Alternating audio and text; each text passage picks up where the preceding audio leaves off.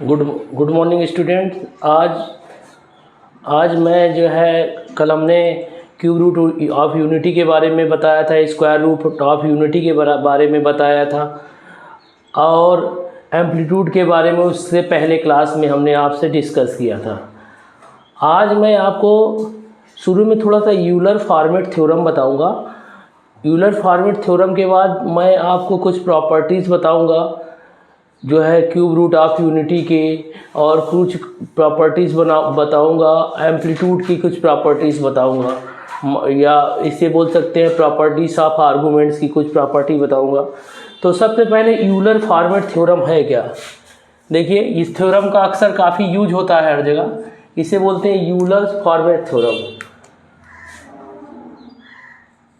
Euler format theorem, इसको इसलिए use करते हैं कि किसी प्रॉब्लम को छोटे फॉर्म में रख सकते हैं, स्मॉल फॉर्म में लिख सकते हैं। जैसे कि यूलर फॉर्मेट थ्योरम क्या होता है, ई की power iota theta equal to होता है ये cos theta plus iota sine theta होता है, और ई की पावर माइनस आयोटा थीटा बराबर होता है ये cos theta minus iota sine theta. जैसे कोई कॉम्प्लेक्स नंबर का पोलर फॉर्म हम जानते हैं, जेड बराबर क्या होता है r cos theta plus iota sine theta होता है। ये क्या है, ये कॉम्प्लेक्स नंबर का पोलर फॉर्म है, ये पोलर फॉर्म है। तो इसको शॉर्टकट में हम कैसे लिख सकते हैं? इसको हम शॉर्टकट में लिख सकते हैं जेड इक्वल टू आर, इसको क्या लिख सकते हैं ई की पावर आयोटा थीटा, शॉर्टकट में लिख दिया। अब रोटेशन ऑफ कॉम्प्लेक्स नंबर क्या हो गया, रोटेशन ऑफ कॉम्प्लेक्स नंबर क्या हो गया? अगर हम रोटेशन ऑफ कॉम्प्लेक्स नंबर की बात करें तो देखिए सिंपल कॉन्सेप्ट है कि पहले हमारा क्या था, पार्टिकल किसी पॉइंट पर पी पर था और इसका कोऑर्डिनेट आर कॉमा थीटा था, मतलब ये इसके साथ थीटा एंगल बना रहा था। इसको हम लोग रियल एक्सिस बोलते हैं और इसको इमेजिनरी एक्सिस बोलते हैं। This is the real axis, this is the image. और इसका पोलर फॉर्म क्या होता था? पोलर फॉर्म होता था जेड बराबर r cos theta plus iota sine theta. जब हमने इसको कन्वर्जन किया था तो इसका पोलर फॉर्म, तो इसको हम यूलर फॉर्म में कैसे लिख सकते हैं? इसको हम लिख सकते हैं जेड बराबर अगर हमारा जेड बराबर दिया है r cos theta plus iota sine theta दिया है, तो जेड को कैसे लिख सकते हैं? जेड को लिख सकते हैं हम आर ई की पावर आयोटा थीटा। मान लीजिए ये आर था और ये एंगल थीटा बना रहा था। मान लीजिए ये कहीं पर किसी पॉइंट क्यू पर पहुंच जा रहा है, किसी पॉइंट क्यू पर पहुंच जाया, और क्यू पर पहुंचने के बाद ये जो डिस्टेंस है और ये इसके साथ एंगल अल्फा बना रहा है। कितना एंगल बना रहा है इसके साथ? इसके साथ ये थीटा एंगल बना रहा था और ये इसके साथ अल्फा एंगल बना रहा है। तो क्या हो जाएगा इसका, जो मान लीजिए ये कितना हो गया, Z1 हो गया। ये पहले Z था, ये Z1 हो गया। तो Z1 इक्वल टू कितना होगा? Z1 इक्वल टू हो जाएगा Z1 इक्वल टू Z, जो पहले Z था, Z इंटू ई की पावर आई अल्फा हो जाएगा। Z जो था, और Z हमारा क्या है? Z हमारा है आर ई की पावर आई थीटा इंटू ई की पावर आई अल्फा। तो ये टोटल कितना हो जाएगा? आर बराबर ई की पावर आई थीटा प्लस अल्फा हो जाएगा। ये टोटल एंगल कितना हो गया? थीटा प्लस अल्फा हो गया। तो इसको आप नोट डाउन कर लीजिए बेटा, इसको आप लोग नोट डाउन कर लीजिए बेटा। यहां तक आपको समझ में आ गया?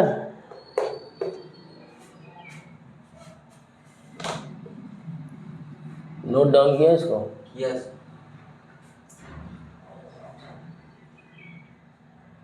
पहले ये नोट होगा फिर ये नोट होगा। एम्पलीट्यूड क्या है? ये प्रॉपर्टीज कुछ टीचर्स बताते हैं, कुछ नहीं बताते हैं। Properties of amplitude very important होता है। जैसे कि प्रॉपर्टीज ऑफ एम्पलीट्यूड में, प्रॉपर्टीज ऑफ एम्पलीट्यूड जब हम लोग पढ़ते हैं तो हमको ये सब कॉन्सेप्ट मिलता है, एम्पलीट्यूड या इसी को बोलते हैं आर्गूमेंट। आर्गूमेंट इसकी प्रॉपर्टीज़ क्या होती है? इसकी प्रॉपर्टी क्या होती है? पहली प्रॉपर्टी मान लीजिए, पहली प्रॉपर्टी है आपकी argument Z1 into Z2 equal to argument Z1 plus argument Z2। ये प्रॉपर्टी होती है। जैसे लॉग की प्रॉपर्टी चलती है उसी तरह आर्गूमेंट की प्रॉपर्टी चलती है। दूसरी प्रॉपर्टी लिख लीजिए, लॉग आर्गूमेंट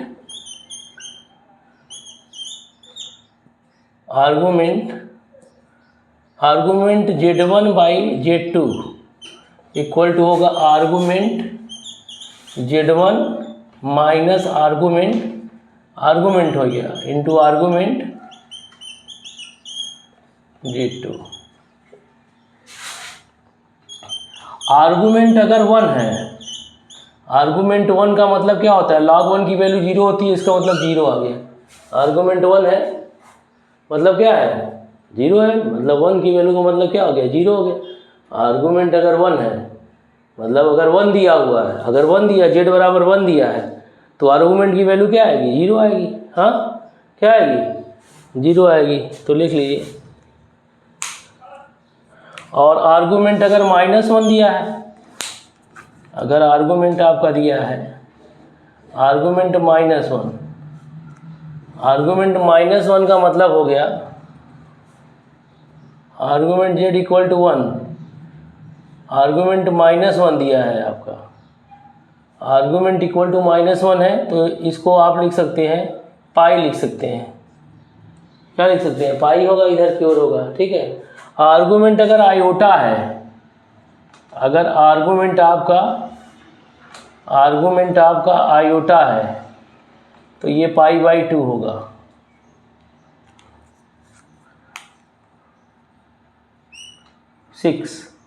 अगर आर्गूमेंट माइनस आयोटा है, आर्गूमेंट आयोटा दिया हो, आयोटा का अगर आर्गूमेंट निकालना हो, अगर 1 का आर्गूमेंट निकालना हो, z बराबर 1 का आर्गूमेंट निकालना हो तो क्या होगा?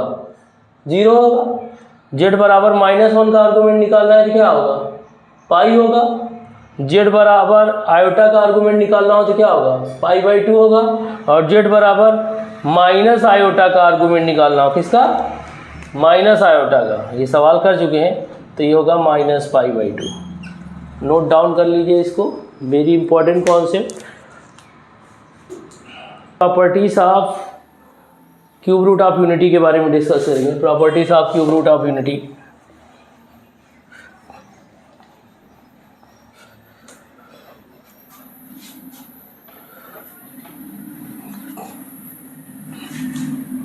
Properties of cube root of unity. Properties of cube roots of unity. क्या प्रॉपर्टी है क्यूब रूट ऑफ यूनिटी की?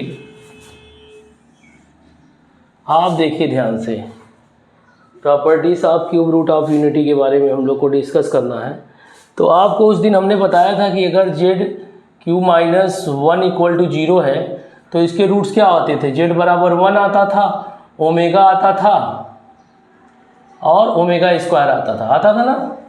नेक्स्ट क्लास में हमने डिस्कस किया था आपसे, और हमने बताया था कि ओमेगा की वैल्यू होती है -1 प्लस आयोटा √3/2, -1/2, और ω² की वैल्यू आती है -1/2 माइनस आयोटा √3/2। ये हमने बताया था। तो अगर हम इसके आर्गूमेंट के बारे में डिस्कस करें कि इसका आर्गूमेंट क्या होगा, तो देखिए ओमेगा का आर्गूमेंट क्या होगा? ओमेगा का जो आर्गूमेंट होगा, आर्गूमेंट ओमेगा अगर हमें निकालना हो, आर्गूमेंट ओमेगा निकालना है अगर हम, तो आर्गूमेंट ओमेगा क्या होगा? आप देख रहे हो कि tan इनवर्स कितना होगा? ये किस क्वाड्रेंट में है? सेकंड क्वाड्रेंट में है। tan इनवर्स कितना हो जाएगा? पाई से माइनस करना पड़ेगा तो कितना होगा? पाई माइनस कितना हो जाएगा? tan इनवर्स अल्फा कितना हो जाएगा? √3/2 अपान मॉड में इसको लिखेंगे मॉड -1/2, मॉड -1/2 बोलो तो 2 से 2 कट जाएगा, कितना हो जाएगा पाई, 2 से 2 कैंसिल आउट हो जाए, tan इनवर्स √3 तो पाई माइनस पाई/3 तो कितना आ जाएगा 2π/3। इसका मतलब आर्गुमेंट ओमेगा क्या होगा, आर्गुमेंट ओमेगा कितना निकल के आया 2π/3, कितना आ गया आर्गुमेंट ओमेगा 2π/3 निकल के आ गया। अच्छा इसी तरह अगर हम आर्गुमेंट ओमेगा स्क्वायर की बात करें, प्रिंसिपल आर्गुमेंट की बात कर रहे हैं, तो आर्गुमेंट ओमेगा स्क्वायर क्या निकलेगा, देखिए आप आर्गुमेंट ओमेगा स्क्वायर ये किस क्वाड्रेंट में जा रहा है, थर्ड क्वाड्रेंट में जा रहा है, क्या हो रहा है थर्ड क्वाड्रेंट में क्या होता है, आर्गुमेंट अगर हमें ओमेगा स्क्वायर निकालना है, argument omega square third quadrant में क्या होता है प्रिंसिपल आर्गुमेंट पाई माइनस, यही आर्गुमेंट होगा पाई माइनस कितना होगा tan इनवर्स कितना हो जाएगा √3/2 मॉड में अपान माइनस √1/2, तो इसका कितना आ जाएगा, ये माइनस में आ जाएगा -पाई/3 तो ये आ जाएगा -2π/3।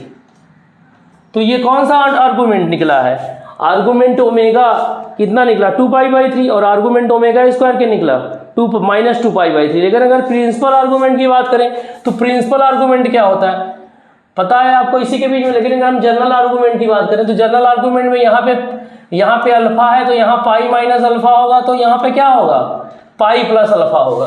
अगर जनरल आर्गुमेंट की बात करें तो जनरल आर्गुमेंट इसका ये भी हो सकता है पाई प्लस अल्फा, तो पाई प्लस अल्फा करोगे तो कितना आएगा, अगर इसके ये तो प्रिंसिपल आर्गुमेंट है। अगर हम जनरल आर्गुमेंट की बात करें, general argument of omega square, अगर हम ओमेगा स्क्वायर के जनरल आर्गुमेंट की बात करें तो पाई प्लस अल्फा होगा, तो पाई प्लस पाई/3 हो जाएगा, कितना आ जाएगा प्रिंसिपल आर्गुमेंट तो -2π/3 होगा, लेकिन जनरल आर्गुमेंट कितना होगा 4π/3 होगा ना, कितना होगा 4π/3 होगा। लेकिन हम सवाल हमेशा किस पर करते हैं प्रिंसिपल आर्गुमेंट के बारे में, तो ये हम भूल जाए, हम हमेशा किसको याद रखें, इसको याद रखें, ठीक है नोट डाउन करिए आप। ये तो हमने आपको बता दिया ऐसे, लेकिन मेन हमारा ये है, नोट डाउन करिए इसको जल्दी से।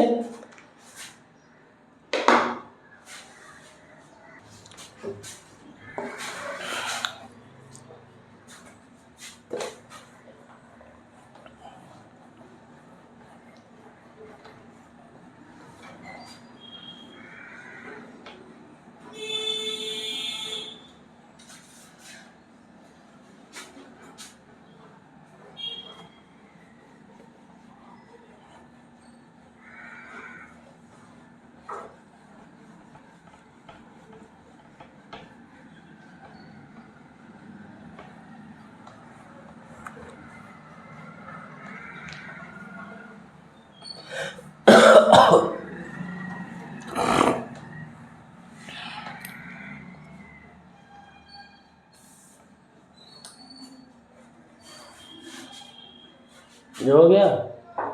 अब देखिए जैसे आपने जेड क्यूब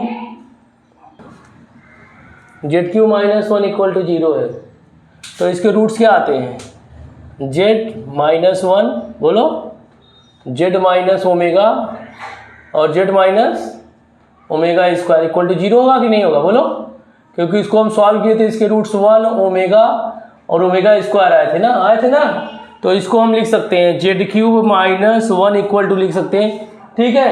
अगर इसी तरह z³ +1 है, तो इसके रूट्स क्या होंगे z+1 z प्लस ओमेगा और z प्लस ओमेगा स्क्वायर हो जाएगा, ठीक है। तो रूट्स क्या क्या निकल आएंगे, अगर z³ +1 0 हो जाए तो इसके रूट्स क्या होंगे -1 होंगे, माइनस ओमेगा होंगे और माइनस ओमेगा स्क्वायर होंगे, ठीक है। ये पहली प्रॉपर्टी हो गई, ठीक, ये पहली हो गई, ये दूसरी प्रॉपर्टी हो गई। इसी तरह अगर हम लोग और कुछ क्वेश्चन ले लें और हम कहें कि इसको हमें इसके रूट्स क्या क्या होंगे, तो हम अच्छी तरीके से इसके रूट्स को निकाल सकते हैं। देखिए चौथी प्रॉपर्टी आप देखें इसको, फर्स्ट प्रॉपर्टी हो गई, सेकेंड प्रॉपर्टी हो गई, थर्ड प्रॉपर्टी हो गई, ठीक है। अब इसके रूट्स को देखें, हम कहें कि थर्ड प्रॉपर्टी में कहें हम आप जानते हो कि एक रूट ओमेगा है, दूसरा ओमेगा स्क्वायर है।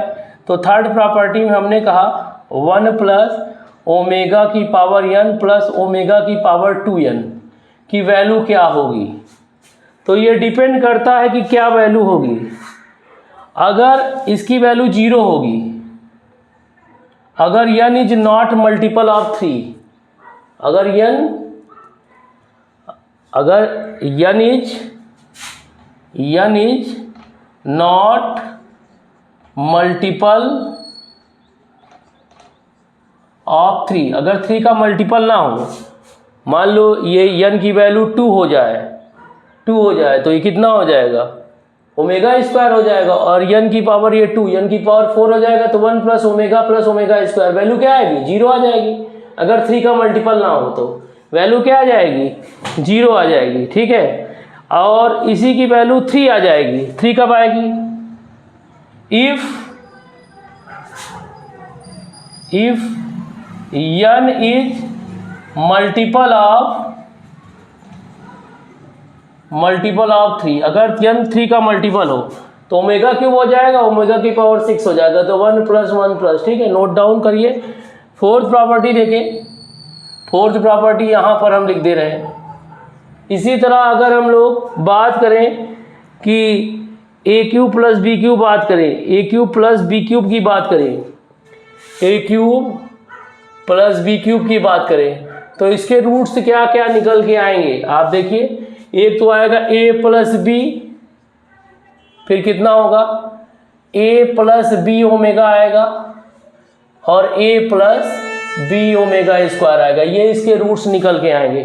ठीक है, समझ में आ रहा है कि नहीं, इसके रूट्स ये निकल के आएंगे, आप इसे नोट कर लीजिए। ठीक है, अब अगर ए क्यूब माइनस बी क्यूब हो, ए क्यूब माइनस बी क्यूब है, तो ये हो जाएगा ए माइनस बी ओमेगा और ए माइनस बी ओमेगा स्क्वायर। इसको इस फॉर्म में फैक्टर कर सकते हैं। ठीक है, नोट कर लीजिए बेटा, नोट करिए इसको। खत्म ही है, कुछ प्रॉब्लम दो चार अब हम लोग 2-4 इस पर प्रॉब्लम कर ले रहे हैं। ठीक है,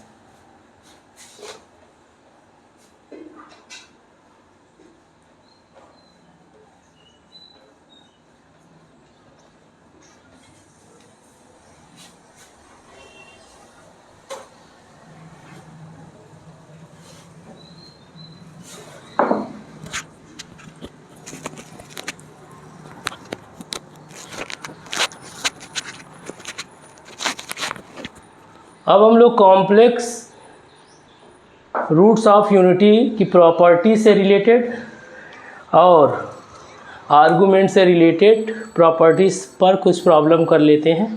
तो पहला क्वेश्चन है, the roots of equation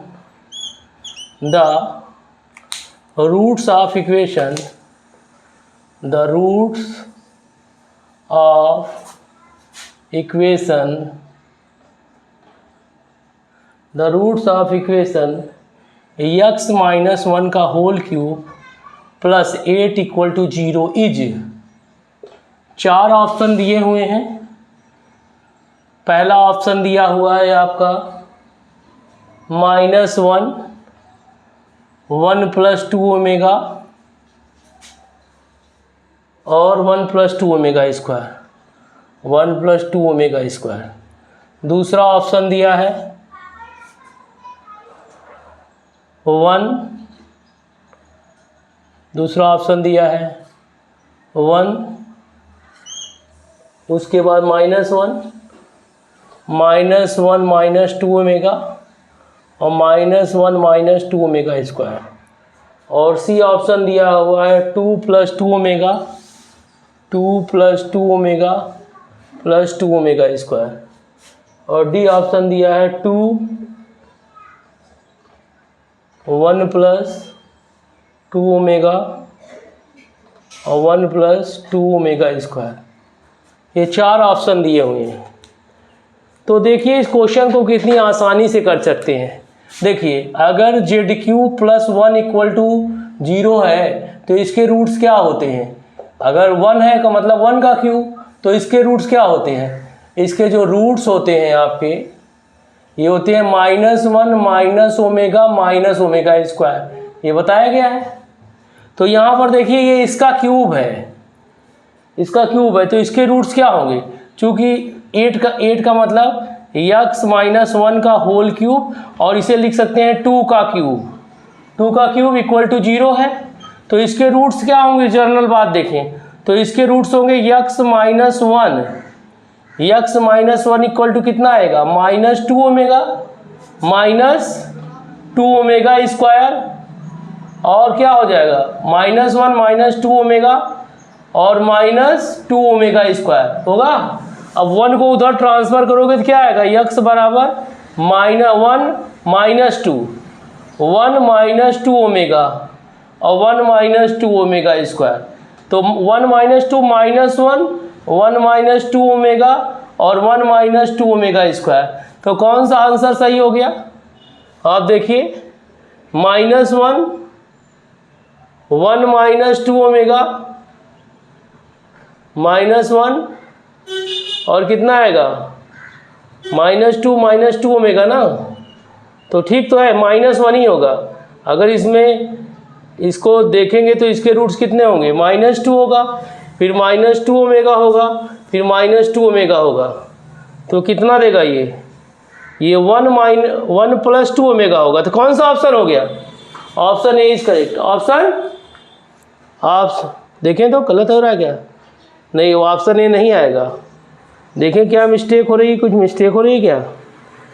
-2 omega, अच्छा -2 होगा ना, -2 ठीक, तो -1 1 - 2 omega, 1 - 2 omega, 1 - 2 omega, 1 - 2 omega square, -1 हाँ ये -1 यहाँ मैंने गलत ऑप्शन लिख दिया है, 1 - 2 ओमेगा और 1 - 2 ओमेगा स्क्वायर, ये हमने ऑप्शन गलत लिख दिया है, यहाँ पर ये दिया हुआ है, ठीक है। तो ये ऑप्शन बी इज करेक्ट हो जाएगा, ऑप्शन बी इज करेक्ट, हमने एकदम सही प्रॉब्लम लगाई हुई है, नोट कर लीजिए इसको आप। नेक्स्ट क्वेश्चन देखिए, if omega is an imaginary cube root of unity,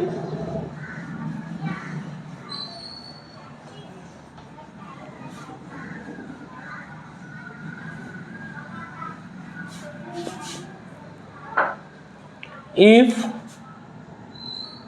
omega is imaginary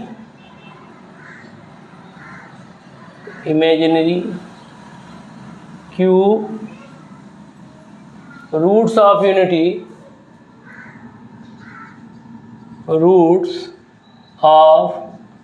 ये भी क्वेश्चन आईटी में आया है, यूनिटी, देन ये भी क्वेश्चन आईटी में आया हुआ है, देन क्वेश्चन नंबर 2, देन आप निकालिए 1 + ओमेगा - ओमेगा स्क्वायर की पावर 7 इज, ए ऑप्शन दिया है 128 ओमेगा, बी ऑप्शन दिया है -128 ओमेगा, सी ऑप्शन दिया हुआ है 128 ओमेगा स्क्वायर, और डी ऑप्शन दिया है आपका -128 ओमेगा स्क्वायर।